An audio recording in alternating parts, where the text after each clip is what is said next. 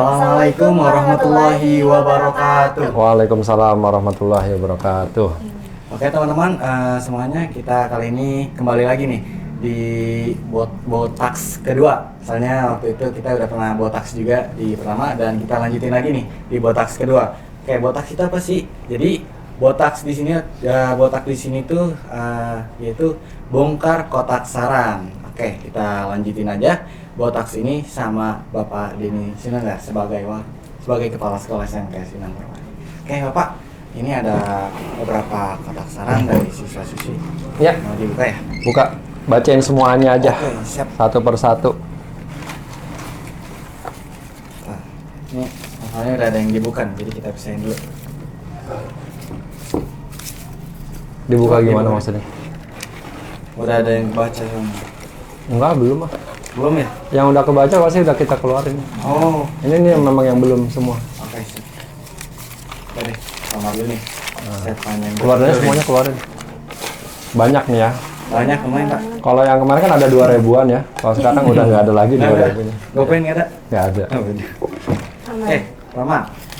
Pertama ini ada nggak tahu dari siapa. Taruh di bawah aja. Langsung baca ya. Pengen hordeng kipas plus 2 belakang pintunya. Ganti dong atap atasnya ganti. Takut netes ke bawah. Ganti warna dinding. Dispenser tempat casan. Buset, banyak betul ini ya. Dia pengen apa? Pengen hordeng, kipas 2 di belakang, pintunya ganti. Pintu apa nih ya? Atap atasnya ganti, takut netes ke bawah, ganti warna dinding, dispenser, tempat casan. Ini kayaknya buat kontrakan kayaknya, bukan buat kepengenan buat kontrakan, kayak bukan buat kelas nih kayaknya ya. Oke, perlu diketahui juga bahwa kotak-kotak saran ini adalah kotak-kotak saran yang memang dikumpulkan pada tahun kemarin ya. Gitu loh. Jadi memang ini bisa jadi apa yang ada di sini, permintaan yang ada di sini bisa jadi mungkin sudah ada beberapa yang sudah dipenuhi kayak begitu ya. Jadi kalau untuk hordeng ya memang beberapa kelas kita sudah adakan hordeng. Tujuannya karena memang untuk infokus ataupun proyektor biar lebih kelihatan ya gitu. Jadi kalau bisa dilihat nih di beberapa kelas sudah ada yang kita pakaikan hordeng. Kemudian kalau kipas ya memang kipas itu kita maksimal itu satu ruangan kelas itu ada 4 ya. Ya mungkin ada yang berfungsinya baik, ada yang mungkin sudah mulai termakan usia dan lain sebagainya. Tapi komitmennya setidaknya kita akan ada kipas itu 4 untuk satu kelasnya ya. Kalaupun saat ini masih ada 2 atau ada 3, nanti mungkin nunggu untuk biayanya ada lagi ya untuk penambahan kipas kayak gitu. Pintunya ganti, saya nggak tahu nih pintu yang mana ya. Atapnya juga saya nggak tahu nih atap yang mana. Tapi begini ya, untuk atap-atap khusus di gedung B, gedung C itu sudah bagian atas itu sudah ditambal oleh aspal. Jadi kalau diperhatikan beberapa bulan ini kan udah nggak lagi ada ya rembes, banjir dan lain sebagainya ya. Artinya yayasan sini sudah melakukan antisipasi mengenai hal-hal yang memang dikeluhkan oleh siswa-siswi dan juga oleh SMK kayak gitu. Kemudian ganti warna dinding, ya mau warna apa? Biru kali itu. Udah kayak TK dong ya kalau pakai warna-warni ya. Dispenser tempat casan, ya tempat casan kita sudah siapin kok colokan ya kayak gitu. Jangankan buat ngecas HP ya, ngecas sepeda listrik juga bisa kok. Bisa. Ya. Banyak colokan. Sudah banyak colokan kan satu kelas ya kayak gitu. Oke, lanjut. Oke. Lanjut ya. Ya. Katanya SPP 300 mah harus kudu pakai AC gitu Pak katanya. Oh, SPP 300 harus pakai AC. Baik. Perlu sama-sama diketahui bahwa SPP 300 harus punya AC. Betul memang SMK Binong adalah satu-satunya unit di bawah yayasan yang belum ada AC-nya. Kayak gitu. Ya, ini juga sepertinya sudah pernah saya jelaskan waktu kita botak pertama. Iya. Bahwa ketika ada AC pasti akan mempengaruhi SPP. Kayak gitu. Tapi yang saya tahu untuk SPP di unit-unit yang lain yang memang sudah ber-AC gitu, di tingkatan SMK ataupun SMA itu SPP-nya sudah di atas 400 semua. Kayak gitu, sudah di atas 400 semua, hampir mendekati 500 kayak gitu. Dan kalau dicek ya, boleh dicek deh ke beberapa sekolah yang SMA ya. Iya. Kita jangan menyamakan dengan yang tidak satu level, jangan menyamakan dengan SMP, jangan menyamakan dengan SD. Karena kita SMK, beda gitu loh. Jadi kalau mau menyamakan, membandingkan harus yang selevel.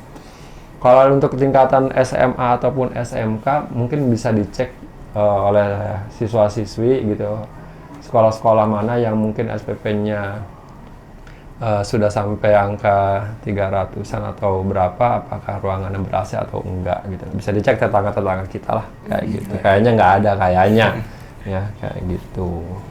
Oke, lanjut. Oke, lanjut. Ini dari siswa ada nih. Katanya sekarang Aslab itu berkuasa ya. Maksudnya gimana? Oh. Ya itu bahasa berkuasa itu mungkin kurang tepat ya. Jadi gini ya. Ini yang perlu kita pahami bersama bahwa sebetulnya tidak ada perbedaan antara Aslab, guru dan karyawan, semuanya sama. Gitu. Kalau umpama saya sering mengatakan bahwa SMK Binong itu seperti keluarga, gitu ya. Ya artinya bahwa memang ada posisi-posisi di dalam keluarga. Nah, posisi Aslab, guru dan juga karyawan juga staf di SMK Binong Permai semuanya sama. Posisi siswa ya semuanya sama. Gitu loh. Artinya apa? Artinya segala bentuk kebijakan yang ada di SMK Binong Permai, gitu kan ya. Itu semuanya harus mengikuti. Bahkan bukan hanya mengikuti saja, sekelas Aslab, OB ataupun security itu mereka punya hak untuk memberitahukan, menginformasikan, mengasih tahu kalau memang ada siswa yang salah dan lain sebagainya. Jadi nggak ada istilahnya mentang-mentang Aslab, nggak ada mentang-mentang Aslab. Aslab itu ya sama dengan guru, Aslab itu ya sama, gitu loh. Dengan guru yang ada di SMK, ya siswa ya tetap harus punya respect, hormat dan lain sebagainya. Karena mereka punya tugas dan wewenang juga. Kayak gitu ya. Jadi jangan salah memahami, cuman OB doang, udahlah kita nggak usah hormatin. Cuman security aja bodo amat, nggak begitu. Gitu ya. Namanya siswa ya harus gitu kan ya, menganggap bahwa manajemen yang ada di sekolah ini, baik itu guru, staf dan juga karyawan, itu adalah posisinya di atas mereka semua. Gitu. Jadi nggak ada istilahnya berkuasa dan lain sebagainya. Ini salah satu pemahaman yang mungkin keliru ya, kayak gitu. Sehingga ya muncullah pemahaman seperti itu, sehingga muncullah kata-kata bahwa Aslab kok sekarang berkuasa, padahal dari dulu memang harusnya begitu. Gitu. Oke. Lanjut, Adi. Lanjut ya. Apa ini? Wawancara. Katanya tolong kasih saya 100 buat belikan cowok saya gitu, Pak. Aduh. Aduh. Ya kalau nggak punya duit nggak usah pacaran lah ya. Gitu kan ya. Minta lagi. Pacaran itu butuh modal. Ya nggak Pak Asbin? Hah? Ya nggak Pak Rohadi? Ya, Pak. Oh ya tuh, betul kan. Oke lanjut. Lanjut, Pak. Oke, ini dari siswa lagi. Terus katanya makan siang gratis, Pak. Nasi padang, ayam bakar satu, banget itu. nasi rendang, nasi pakai telur. Lengkap. Nasi gratis. Ini berarti pendukungnya 02 ini berarti ya. Gitu kan. Oke. Ya insya Allah ya, kita tergantung dari 02 ya. Iya. Bagaimana merealisasikan program-program waktu mereka kampanye. Kalau memang ternyata dari pemerintah mengadakan, kenapa enggak? Iya. Kayak gitu kan, nggak mungkin lah ditahan oleh sekolah dan sebagainya. Ya kita tunggu aja. Ya, makan gratis dari pemerintah. Lanjut. Lanjut. Kelas 12 OTKP 1. Katanya tambahin pewangi kelas, katanya boketek gitu, Pak. Oke ya. Kayaknya masalah bau badan itu nggak cuma 1-2 ya. Banyak, Pak. Banyak ya, kayaknya gitu lah. Jadi memang ini harus kesadaran kita ya, kesadaran kita untuk pertama menjaga yang namanya kebersihan badan sendiri ya. Jadi gini, usia-usia kalian, usia-usia puber ya di SMA, usia-usia 15, 16 sampai dengan 17 itu usia-usia yang memang secara hormon itu pasti akan mengalami banyak perubahan. Apalagi untuk cowok gitu kan ya, dan juga mungkin ya tidak banyak juga yang perempuan kayak gitulah. Cuman sepengetahuan saya, bau badan ini itu lebih kepada ketidaksadaran bahwa badannya bau. Kok bisa ya nggak sadar? Kenapa bisa nggak sadar? Karena ya dia kan tiap hari nyium badannya sendiri kan. Karena memang sudah tiap hari kecium, dia akan terbiasa dan itu tidak mengganggu dirinya. Kan gitu kan? Iya. Gitu. Jadi banyak orang ya nggak sadar kalau umpama baunya itu mengganggu gitu loh. Kok bisa nggak sadar ya? Ya karena memang kalau dia mah sudah hidup dengan bau tersebut selama beberapa tahun kan gitu. Orang yang sudah hidup beradaptasi seperti itu otomatis hidungnya juga ya udah beradaptasi dengan bau-bau kayak begitu. Nah ternyata gitu kan ya itu mengganggu orang lain. Nah itu solusinya gimana? Solusinya bukan minyak wangi lah. Solusinya bukan parfum lah.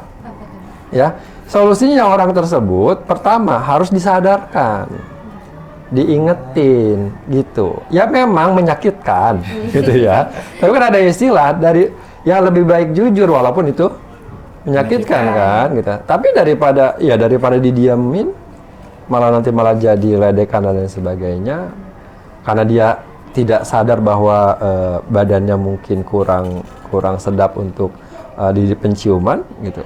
Nah itu masalahnya kadang-kadang dia nggak sadar kalau badannya itu mungkin mengganggu. Yang kedua, teman-temannya nggak enak buat ngingetin. Coba, enak nggak buat ngingetin? Enggak. Nggak enak kan? Nggak usah bau badan deh, bau mulut aja. Iya kan? Iya. Kita kalau bau mulut nih, gitu kan ya, gitu. Kita lagi ngobrol, ada yang bau mulut gitu. Pasti kan nggak mungkin. Mulut tuh bau, kan nggak mungkin kan? Gitu. Yang ada mungkin kita menghindar dan lain sebagainya. Saya nggak tahu juga, saya lagi ngomong juga mulut saya bau apa enggak, saya nggak tahu juga. Bau nggak? Enggak. Alhamdulillah berarti. Nah maksudnya kayak gitu. Jadi ayolah jaga kesehatan, kebersihan badan sendiri gitu kan ya. Dan sekarang kan banyak produk ya untuk meminimalisir bau-bau tersebut, bisa deodoran, bisa bedak dan lain sebagainya. Tapi ayo bilangin, nggak usah takut, ya nggak usah nggak enak, bilangin daripada dia akan dijauhin sama teman-temannya, mendingan dibilangin, iya kan? Iya, Iya, betul. betul. Iya, mendingan dibilangin, gitu, ya. Masa dia mau terima apa enggak? Yang penting dia sudah kita kasih tahu bahwa baunya itu mengganggu, gitu. Ya, siapa yang berani silahkan. Oke lanjut. Oke lanjut, ini udah dikumpulin nih dari beberapa kertas. Nah, Hah? saya nemu nih Pak. Mereka tuh pada bilang, Bang, PIP lagi Bang. Kak, aku lagi butuh PIP nih. Butuh dana PIP. Oh, PIP, Ya. baik. Jadi gini ya, buat para siswa dan juga siswa SMK Bidang Permai, saya perlu sampaikan mengenai mekanisme PIP. Jadi PIP itu adalah bantuan dari pemerintah pusat, gitu. Yang mana bantuan tersebut diajukan lewat sekolah dan melalui aplikasi Dapodik, gitu. Nah, di aplikasi Dapodik ini, operator sekolah itu akan mengajukan siswa-siswi yang memang layak ataupun diajukan ke dalam program PIP, gitu. Nah, yang dianggap layak seperti apa? Yang dianggap layak itu adalah orang-orang yang memang dari segi penghasilan, atau mungkin kita bisa ambil lah, umpama yang SKTM lah, atau yang yatim gitu kan, yang mengajukan beasiswa yatim gitu, atau mungkin yang secara kemampuan finansialnya mungkin kurang kayak gitu. Nah, apakah yang diajukan itu akan pasti dapat PIP? Enggak. Yang diajukan itu yang menentukan dapat ataupun tidaknya itu pemerintah pusat. Gitu. Jadi sekolah itu cuma ngajuin aja udah, ngajuin gitu kan beberapa nama, masalah nanti yang menerima atau enggak ya itu dari pemerintah pusat kayak gitu. Apa? Oh, lanjutan tadi masih membahas tentang sholat. Kalau sholat jangan cowok duluan dong. Ya, sebetulnya gini ya. Kalau perempuan duluan, ya, permasalahannya di perempuan itu ada yang haid, nggak semuanya sholat kayak gitu, ya. Jadi untuk mengaturnya itu, gitu kan ya. Kalau perempuan duluan itu agak kredit. Beda halnya kalau laki-laki. Kalau laki-laki kan gampang, semuanya sholat. Semuanya sholat, laki-laki selesai ya udah, ya. Ada yang ngurusin perempuan sholat, ada juga yang ngurusin perempuan yang sedang haid kayak gitu. Jadi lebih tertata lah dibandingkan kalau memang perempuan duluan kayak gitu. Kalau laki-laki duluan tahu sendiri, ya gitu. Mereka nunggu pasti kredit dan lain sebagainya kayak gitu. Ya gitulah laki-laki ya. Oke, lanjut ya Pak. Ini ada lagi nih, adain turnamen basket tuh antar kelas. Turnamen basket itu bisa tuh jadi catatan buat masukan buat OSIS ya. Ngadain turnamen basket gitu kan ya. Baik itu di kelas meeting ataupun mungkin bikin liga, kenapa enggak ya, silakan tuh, nanti bisa jadi program kerja untuk OSIS tuh gitu kan, diadakan turnamen basket kayak gitu. Tapi memang sih saya pengennya juga setiap ekskul itu ada turnamennya gitu loh. Oh, setiap ekskul. Iya, jadi setiap ekskul itu ada turnamennya gitu, nggak cuma ekskul doang gitu loh. Nantilah tinggal lihat aja para pelatihnya pada siap apa enggak gitu. Siap, baik Pak. Ini mungkin ada keluhan dari gedung C sih Pak ya. Katanya kelas 12 pindahin ke gedung A, capek turun Pak katanya. Naik turun ya, capek sama Pak. Iya ya. Jadi masalah pembagian gedung A, gedung B, gedung C, pertama yang perlu dipahami gini. Kenapa yang di gedung A banyak mayoritas kelas 10? Yang pertama, kenapa kelas 10 yang diutamakan? Karena memang mereka biar beradaptasi lah gitu. Kan nggak mungkin mereka baru masuk langsung dilempar ke gedung B, gedung C yang harus naik 4 lantai kayak gitu. Akhirnya ya sudah gitu kan ya, difokuskan di gedung A itu adalah kelas 10. Dan di sana adalah kelas 11, kelas 12 kayak gitu. Kalau mau bicara kelas 12 di gedung A dong. Nanti ketika kelas 12 di gedung A, kelas 10 di gedung B atau C, nanti ada juga pasti yang akan komen saran juga atau mungkin masukan kelas 10 di gedung A dong, kan gitu kan ya. Atau nanti kelas 11 ya, itu nggak bakal beres-beres kalau kayak begitu. Ya. Kalau memang seperti itu ya, tapi kita setidaknya menempatkan siswa di kelas gedung B, gedung C itu adalah di kelas 11 dan kelas 12 karena memang mereka sudah beradaptasi setahun lah setidaknya gitu kan ya, bahwa nanti mereka akan bertempat di sana. Kalau bicara capek ya, bisa dibayangkan lebih banyak turun naik itu bukannya siswa, guru yang lebih banyak naik turun. Iya kan? Iya, betul. Gitu. Dia sehari aja mungkin bisa bolak-balik dari gedung A, gedung B, gedung C segala macam. Kalau siswa, kalau selama dia tidak ada pelajaran ke lab, ya mungkin udah di kelas aja, turun pas istirahat doang. Sama ya suka nyari-nyari itu aja.